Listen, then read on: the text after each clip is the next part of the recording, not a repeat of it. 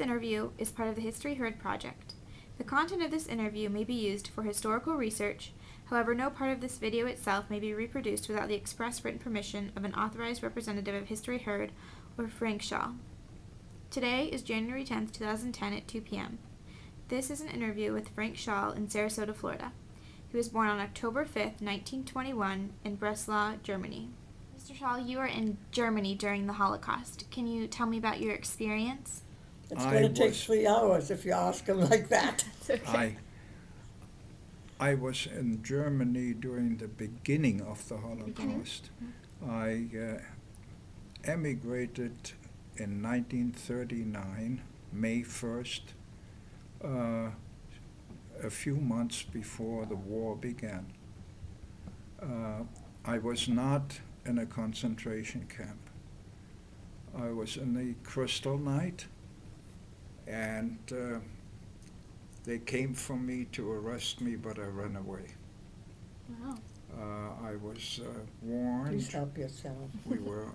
I had a friend, a German friend, who lived on the same Keep a floor plate in on our that. apartment house, and she told me they are coming, and I ran down the stairs, ran out the back door of our apartment house, and ran the opposite way of which they were traveling.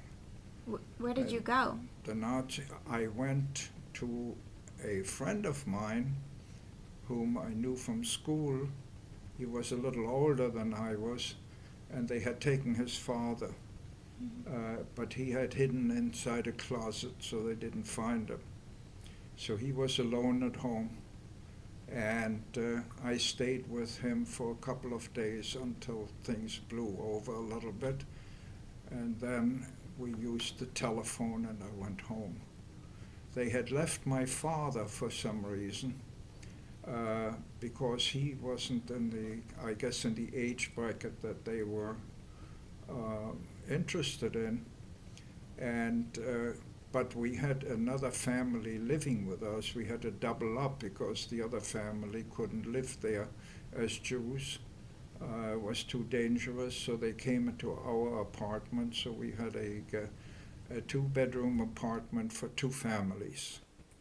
And we split our house and we used the kitchen together. And this man was arrested. They took him, they left my father, they asked for me, and they asked for my brother.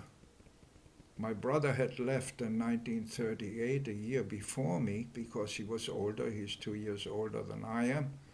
And he went to what was known then as Palestine.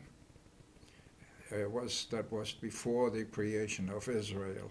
Now it's Israel, and he's still there. He's still alive. He just turned 90. And I'm 2 years younger. I'm 88. So I ran, and I stayed with my friend, and then I went home. And thank God I could prepare my leaving.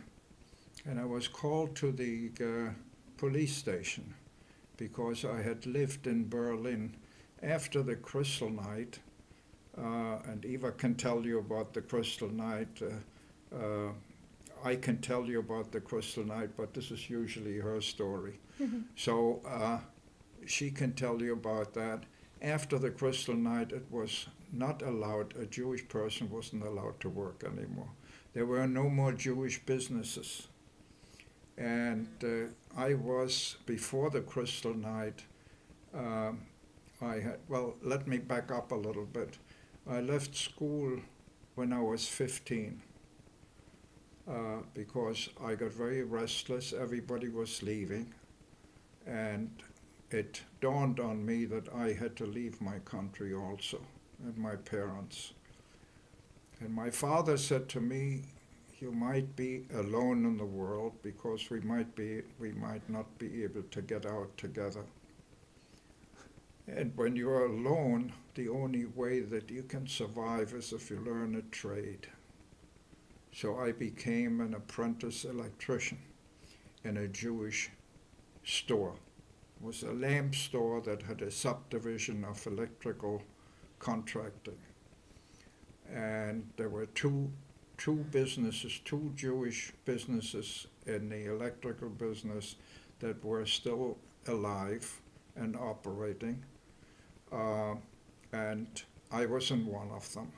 Unfortunately, they had a mechanic whom I was assigned to who was a top Nazi.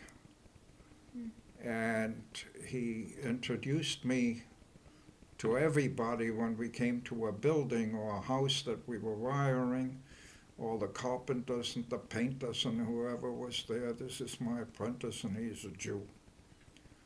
So some of them were nice enough and others were not very nice. So I was a marked boy. And at the time, the master whom I worked under, who was my boss, he was allowed to hit me. In Germany, it was still allowed at that time, in school also, to hit children in the face. Oh my gosh. Okay, so we were hit in the face like that, or we were hit, we had to put our hands out and they had a whip and a branch of a willow tree or something like this, and they gave us a counted amount of blows on it hurts. Yeah. Or they hit us with these things on the Buttock. behind. We had to bend over, and they were whipping us. Any amount of times that they felt like doing. And we Jews, of course, had to behave very, very well, because when we didn't behave very well, we got usually more than everybody else. But I was hit in the face all the time, and this mechanic that I went with, this was already after school, I was 15 years old,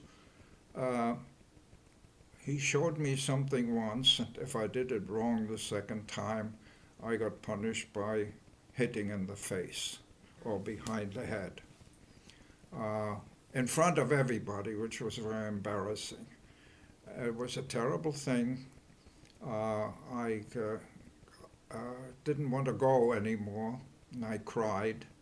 I asked my father whether I could quit, because I couldn't stand it to go with this man.